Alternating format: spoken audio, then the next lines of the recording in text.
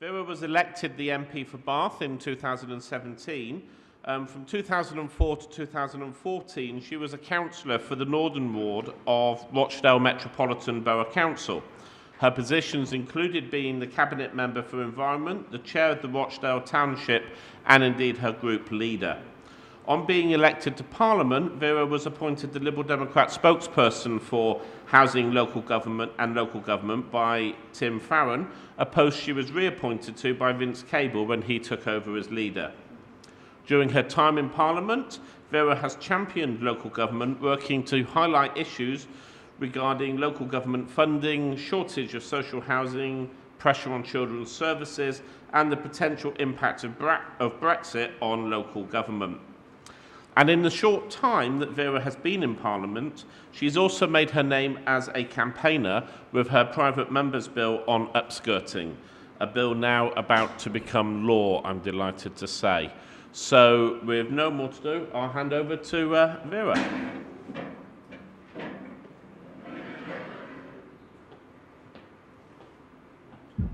Good afternoon, and I'm so sorry I've pulled you away from the delicious tea and coffee and cakes. We've just been saying as councillors, there are no more freebies for us, I keep saying, because I still remember what it was like as a councillor and how even when I was a councillor from 2004 to 2014, we always had to make efficiency savings, and it usually started with us. You know, the car parking was taking away the biscuits. I remember early on Rochdale Council, we decided no more biscuits for meetings. And there's so much saving and cutting you can do. But I must say we have come to a point where we really can do no more without really hurting everybody. And I will be quite critical about central government, about how it has dealt with local government as a whole. Particularly because I've been a local councillor for 10 years, 2004, 2014, we took control of the council in 2006, and I remember the years of plenty. Now it seems like the years of plenty. At the time, we had to actually always make efficiency savings, so it wasn't about reckless spending. We had to be responsible, but there was money and resources to deliver public services well, and also money to make changes, because sometimes you want to do things differently, but once you start introducing things and making things differently or having a different focus, you actually need a little bit of money in advance in order to see these changes through. And all that, I think, is being completely cut. So let me move on to the words that I've written down. The 12 months since you last came together in Marlow have been a mixed bag for local government as a whole. One can argue it has been harsher on the counties than other local authorities. The events in Northamptonshire have been a very stark warning to all. The last few years has seen, as I believe, the deliberate and systematic destruction of local government. What people see from day to day are the local services delivered by local councils. These services matter and are a core part of our local democracy and what people experience as government. And I'd say under cover and with the excuse of austerities, this government has deliberately stripped out the ability of communities to shape their local areas. We can now clearly see what happens when central government does not value public services and only believes in strengthening the private sector. Most services are now being contracted out to private companies, and the oversight of these services is deliberately fragmented and very complex. It undermines local accountability. And to be quite honest, I really wouldn't be in your shoes anymore, because it's so difficult to actually get to the point where service delivery has actually failed. And when local residents ring you up and say, well, why didn't get my bin collected, or why is this school underperforming, you're just sitting there and have to do about 10 different phone calls in order to actually get to the bottom of it. It really, really was easier in my days. It undermines local accountability. It undermines local democracy. The biggest cuts for local government are still to come and still to be felt. Councils have now emptied their reserves, cut services to the bone, and shed a large number of council staff. And the consequence of all this are poor local services. And you are at the sharp end of this. And while we all try to mitigate the effects of these cuts, there's a clear link between the budget for a service and what the service offers. We now see more homeless people on the streets, low quality care for the elderly, and limited provision for vulnerable children, especially those with mental health problems. So when central government provides extra money, it is now only to avoid meltdown and disaster. The government demonstrated its priority in the budget when it raised the 40% tax threshold for high earners from £44,000 to £50,000. In fact, that includes me. People know that MPs earn about £70,000 a year. I didn't ask for that cut. I'd rather have that we would have public services funded and not higher-end taxpayers having £1,000 extra in their pockets. There have been what some would call wins for County Council in the last month, and I should congratulate you, the CCN, for lobbying so hard to achieve this, and the hard-won inclusions of sparsity as well as deprivation in the Fair Funding Review calculations. I'm sure we are all very pleased that the HRA cap has now finally been lifted, but of course this won't help balance the budgets in this room. The difficult decisions are not going away, and unless there's a fundamental change in government policy, budgets and services will continue to have to be cut.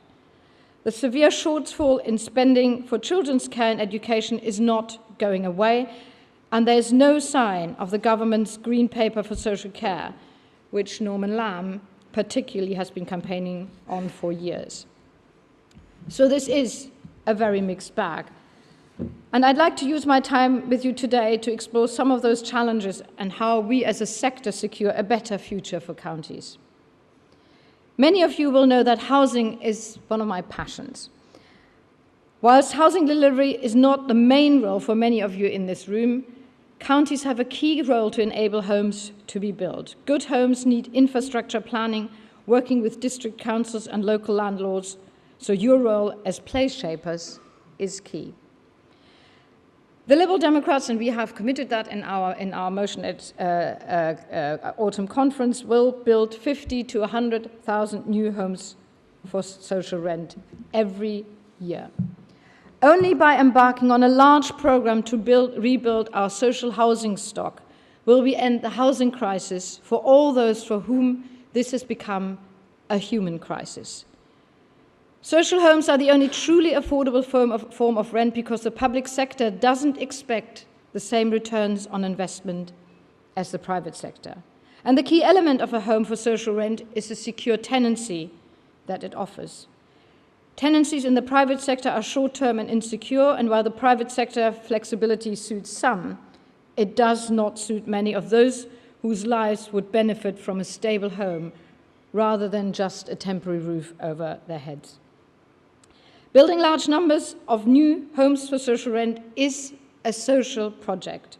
It recognizes the role of the state in the well-being of and opportunities for the citizens to fulfill their potential. And I was making a speech during the budget debate, but then because I'm a Liberal Democrat and our party has now got very few members of parliament, we always drop to the very bottom of the pecking order when we do have debates. But Ed Miliband, for all those who are caring for social houses as I do, has actually made a speech that very much resonates what I would have said about social housing as well. So while I couldn't say my bit, Ed Miliband, and interestingly, he was the only one in the Labour Party to talk about social housing, reflects very much what I believe is true, that we need to embark on a large program of social housing again for the reasons that I've mentioned.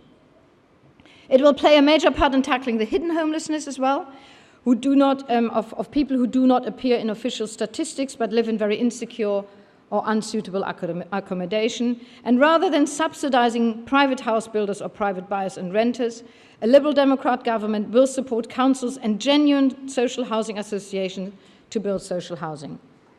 And those of you who are unitary authorities, that includes you. To deliver 50 to 100,000 new social homes for rent every year, local authorities should have the first right to purchase public land. So whenever public land comes up for sale, let's say in Bath we had the MOD selling large chunks of land, councils should have the first right of refusal, and that land should be purchased at current use value, not speculative development value. And CPO powers will be used where necessary. And that should take a large chunk of the exorbitant costs of new homes building actually out of the equation. I recognize when significant social housing developments are being proposed, there will always be the challenges of where they should be located. The ability of counties to help influence and shape these decisions as a strategic body should not be ignored. More thought must be given to what role county councils should play in strategic planning matters and how they can take over powers and responsibilities that are currently held by the Secretary of State. Let me move to social care. Social care in this country is in a crisis. It is a crisis that you are having to deal with on a day-to-day basis. After the government dragged its feet yet again and delayed its long-awaited green paper on adult social care, it was fantastic to see local government taking action and the LGA publishing its own green paper on social care and holding a public consultation. And these responses make clear beyond doubt, doing nothing is no longer an option. The Liberal Democrats were right at the last general election to call for an immediate 1p rise on income tax to raise 6 billion additional revenue to be ring-fenced for social care and NHS services. And the responses to the LGA Green Paper echoed this, saying that an increase either in national insurance or income tax should be considered, and actually it is something that local people would welcome as well and definitely consider, as long as they know that this is money that will be spent on social care and the NHS.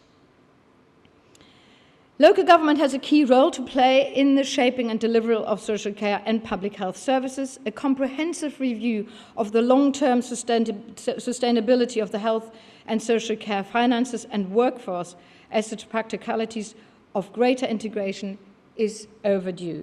We all know it is more cost-effective to support people to be able to live at home rather than endure lengthy stays in hospital. We must move away from a fragmented system to an integrated service with more joined-up care. This should happen from the bottom up, so local government will have a key role to play.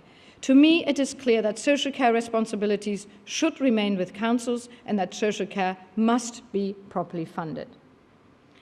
And one more thing about sort of the integration of public health, acute care and social care. We all know that prevention is better than cure at the end. So if we actually invest properly in public health, again, that is something where the investment has to come up front, and we cannot sort of think about transformation unless we actually think about an invest to save. But since budgets are so tight, this invest to save seems to be very difficult to achieve. Let me move to school budgets. School budgets up and down the country are stretched to the limits. The number of children in care of local authorities increased even further over the past year. There's a huge demand on schools and councils to provide vital support for children and young people, and children's services across this country are on a funding cliff edge. I was really shocked to see the figures announced last week, which showed that social workers are starting new cases of over 1,000 children every day. Government must provide more than £1 billion of extra money every year to protect children who are at severe risk of harm.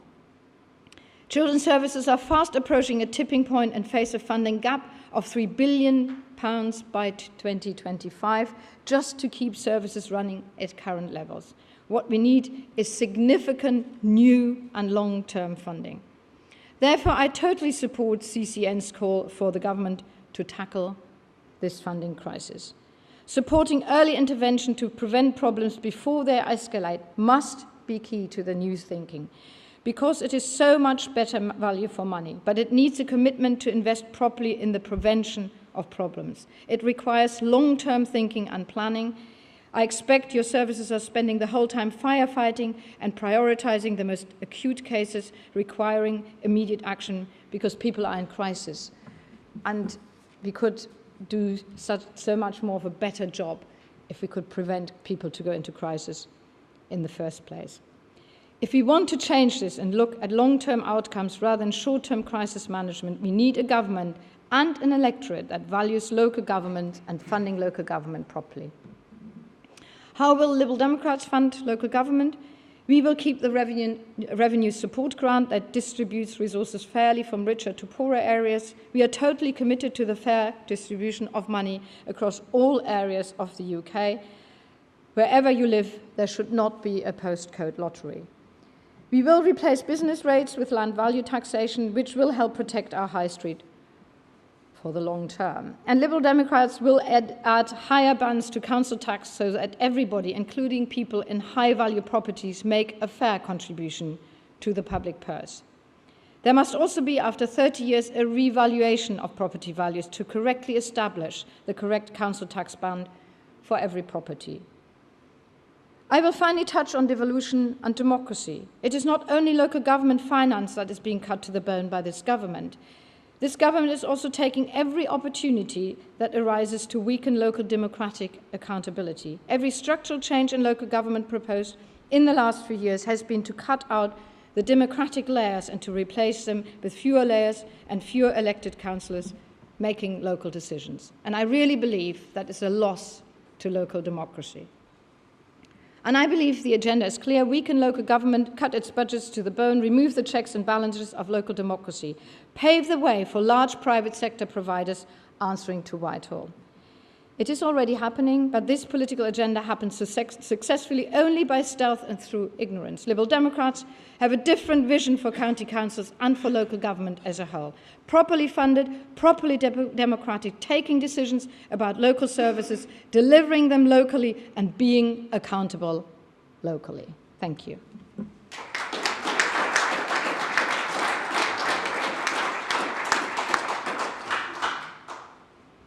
Okay, we do have a few minutes for some questions if there are any out there. We normally suffer from the Lib Dem slot because you're all desperate for the Secretary of State, but he was this morning, so has anyone got anything they want to ask? Okay, I've got a couple. I think we've got some microphones. Yep, okay. So I've got a lady here. There we are. No, there you go. That's it. Hi, Vera. Jane Locke from Somerset. I wondered what your view was, and is the party going to come out with a sensible discussion around unitary authorities? In Somerset, the Conservatives have drawn the district councils into the discussion, starting the discussion around unitaries, and of course we have South Somerset, which is Liberal Democrat led, and I fear that in the local elections next year we're not going to have a consistent message, and I think that would be very unfortunate for so many reasons. Well, I've just at the very end made it very clear what I believe about taking out layers. I believe the layers are there for a reason. I don't know why we have to pick up the funding crisis that is ultimately a problem for the Conservatives in the Somerset County Council, and it is a problem created by a Conservative government which does not fund local government properly. I believe in local government. I actually believe in the structures we have. In Bath and North East Somerset, we have created a structure. We do not want to be dissolved in a bigger structure. Why should we? It just takes more and more people out of the equation and more local councillors out of the equation. I believe each local councillor in this role has a role to play. Your services to local communities should not be cut. That's my answer to that. Brilliant. Okay, I've actually got 3 other people who've indicated, which is so what I'll do, I think, if I take all 3 questions, Vera, then ask you to answer them, because I'm away, we've got to get you away for a train. I know, and I always say, very quickly, I've got the 50-50 parliament here. We had 100 years of women being elected to parliament, and I discovered I'm women 461 of 100 years of women representing parliament, and probably also local parliament. I'm the woman 461 that wouldn't even fill one parliament. So let's hear the women, because I do believe a better balance of democracy makes different voices heard. And the upskirting bill would not go through parliament if it wasn't for women in parliament. So if I can get a gender balance on questions, that would be excellent. Tragically, there's 3 gentlemen who had their hands up there. Well, so can we start at the front and we'll take all 3 questions together? No, it's okay. You're not going to ask one now. 2 questions. 2 questions and a Can woman I ask, at the keep end. the ask questions I've got you, sir. Yeah, you keep waving at me. It just delays it. A woman? Keep the questions brief. Sorry. David Tutt from East Sussex. Vera, thank you for explaining Liberal Democrat policy and indeed demonstrating your knowledge of the problems that we face.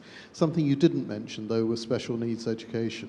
And we read in the Times that councils over the past 4 years have spent about £100 million defending tribunals against parents seeking to get the right services for their disabled children.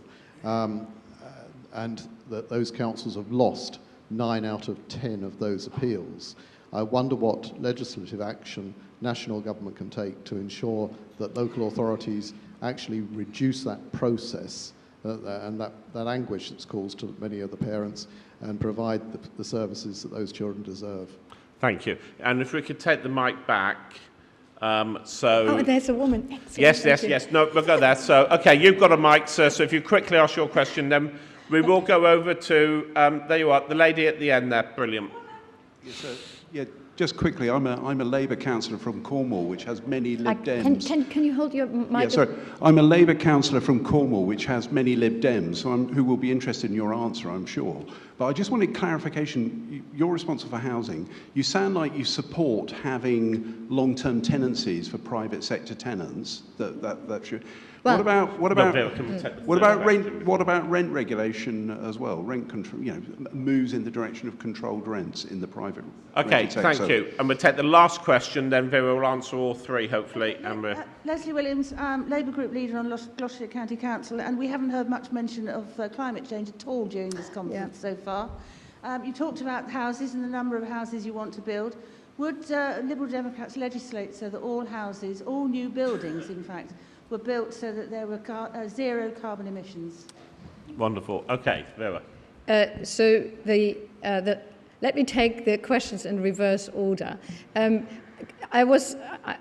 currently an anti-Brexit campaigner, but actually I was a climate change campaigner for a long time. Particularly, I was a cabinet member for environment on my local council, and we did a lot of stuff in order to really contribute to the halting or reversing climate change we can't do anymore, but mitigating climate change and trying to hold the process as far as possible. So absolutely, I couldn't pack in everything into my speech, but we have been working for a long time on carbon zero homes.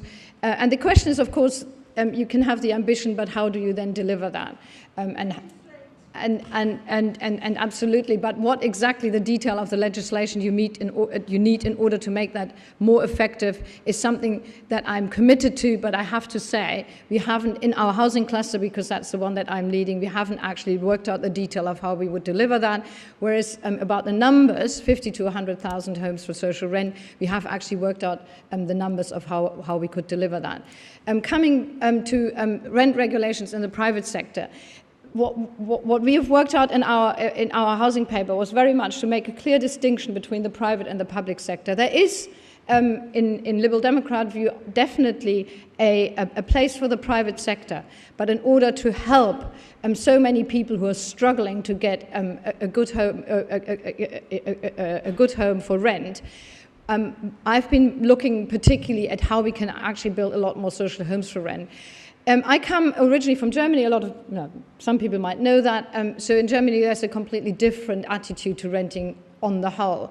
But what I understand, looking at the history of this country, that actually rent regulations have often meant the opposite. And again, I need to look at the detail a lot more, why people can claim that. But ultimately, from the background of where I'm coming from, rent regulations actually make sense. But there has been a backlash against this idea. And again, I would need to put my mind to that, really, to understand why people can claim that rent regulating the private sector actually leads to an increase in private sector rents. But I promise I'll put my mind to that and have a look at it. And SEND. Oh, and yes, special educational needs are a particular problem. So I don't know the detail about what you've been mentioning about, is it local councils losing appeals on sorry? Yes, and I mean, I'm coming back to what's been said for properly actually funding services. So I'm a trustee of a multi-academy trust. Liberal Democrats actually don't like the academy agenda, but hey ho, we just went along with it, and I'm now a trustee of a multi-academy trust in my local area. We would like to actually properly fund as a trust special educational needs, but the trust itself doesn't have any more money. So originally you became a trust, and I was a secondary school teacher, and I was there when the transition from local authority schools into academies happened, because head teachers had this sort of chocolate Sparties dangled in front of them to say, oh, you get more money if you become an academy. That money has all entirely dried up. So each school now has to provide £6,000 from their own budgets, which are already severely cut, to provide special educational needs. So what a local authority does, they're cutting out a ring-fence budget around special educational needs, and then schools across the authority then get the reduced budget that is left for every child. That is not a sustainable situation at all, and it goes back to that we actually need proper funding. And since I've mentioned the figures, we have more and more vulnerable children actually that we need to look after. It's an urgent question, and wasting money in that way that they are then losing appeals is just adds insult to injury, really.